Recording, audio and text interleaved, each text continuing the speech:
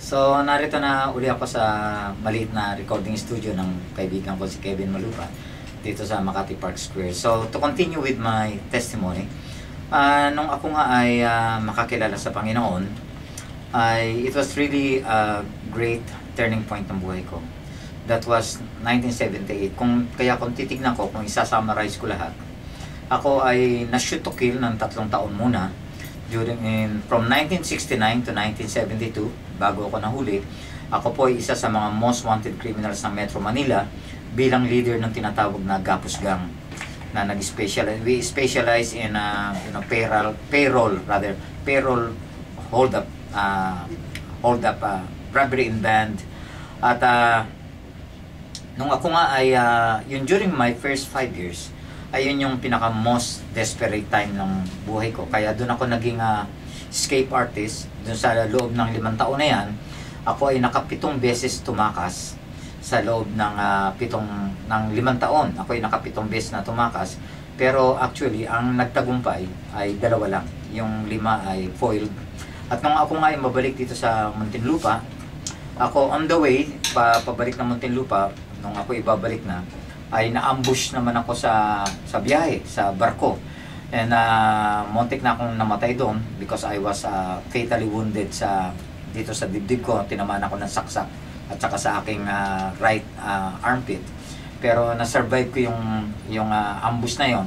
At after 2 months, doon sa loob ng bilangguan, ay nakilala ko nga ang Panginoon.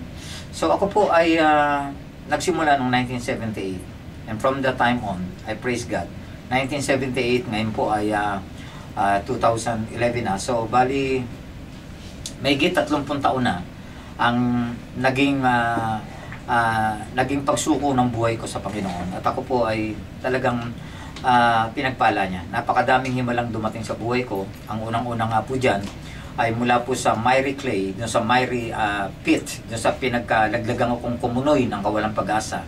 Ako po ay itinungtong ng Panginoon sa isang matatag na bato. And He stood my feet upon a rock. At ako po ay nagsimula ng magbigay ng papuri at karangalan sa Kanya doon pa lang po sa loob ng bilangguan. Yung mga dating selda, ng mga dating kaaway naming mga prison gangs, ay sinimulan ko na po yung pasukin para kami ay mag-mini concert. Nagbuo na po ako ng singing group noon. Nag-mini concert kami and we testified sa kabutihan ng Panginoon. At ito po ay nakilala sa buong maximum security compound ng New Bilibid Prison. Hanggang sa dumating po yung point na ako po ay nagkaroon ng maraming pen pal dahil po ang aking testimony ay na-featured sa isang Christian magazine. At dito ako nagkaroon ng maraming sumusulat ng mga Christian correspondence. Hanggang sa yung isa po sa kanila ay ginamit ng Panginoon. Yung isa sa mga kanta ko na doon ko lang kinakanta sa loob ng bilangguan ay isinali niya po sa Papuri Festival, yung Papuri 2 Festival. At doon sa Papuri Festival na yan, ako po yung the least among the winning artists. Out of more than 300 entries nationwide, ang awit ko po ay na pabilang sa pinaka best 50, tapos sa susunod na pag-i-screen ay napabilang sa best 25. Pero pagdating po yung kukunin na yung best 14 for the Papuri 2 Festival Concert, ako po ay nandun sa pang number 15. Pero palibasa po, yun ang plano ng Panginoon na ako po ay talagang makita ng mga tao. Yung isa po din sa mga winning composers ay nagkaroon ng problema sa kanyang attitude. At siya po ay sinabi niya na nobody touches my composition, it is anointed, so you can't change any lyrics or any note. So siya po ay na-disqualified. So automatically yung pang number 15 song, which is my composition, ay napabilang po sa Papurito Festival. And that was really it was a phenomenon para sa maraming mga Kristiyano.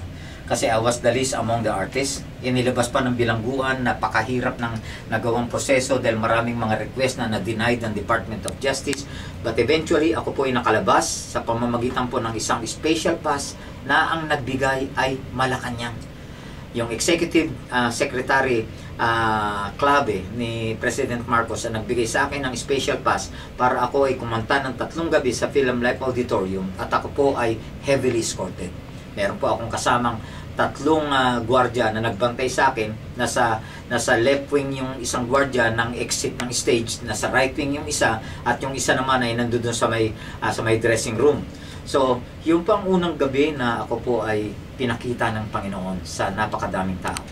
And it was a 3-night concert. So, libo-libo pong mga tao ang nakarinig sa testimony ko, at doon na po nagsimula na hindi pa po ako lumalaya ay gusto na akong ma-invite ng maraming mga churches. So, i-pass forward po natin ang istorya doon sa loob ng bilangguan. Ako po ay naghintay ng 14 na taon bago po ako lumaya. And it was the time that the Lord molded and refined isang bagong Bill. Yung dating Bill Carpa sa Underworld ay naging Bill Auero. At diyan po ay sa loob ng bilangguan, ako po ay nakapag-produce ng 2 best-selling Christian album. Ako po ay nakaproduce at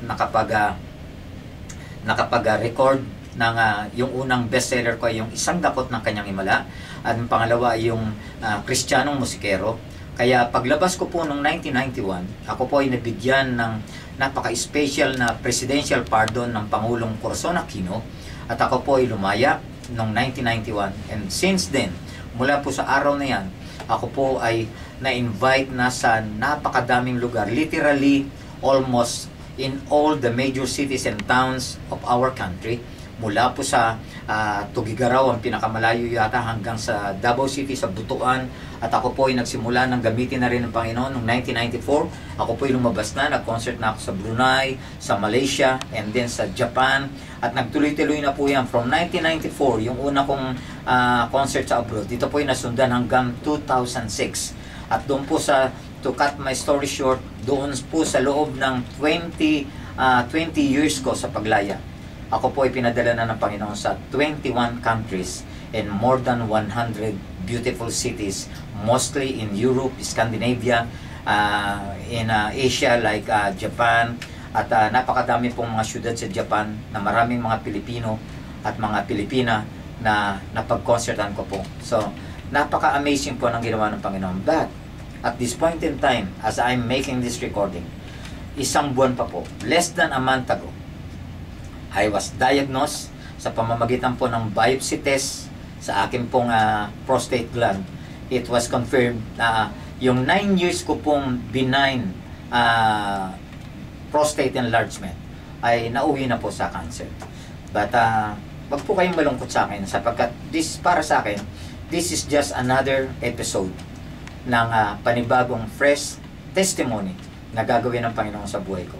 And if ever lang na ako po na may mangyari po sa akin, ito pong edad kong to, 65 years old.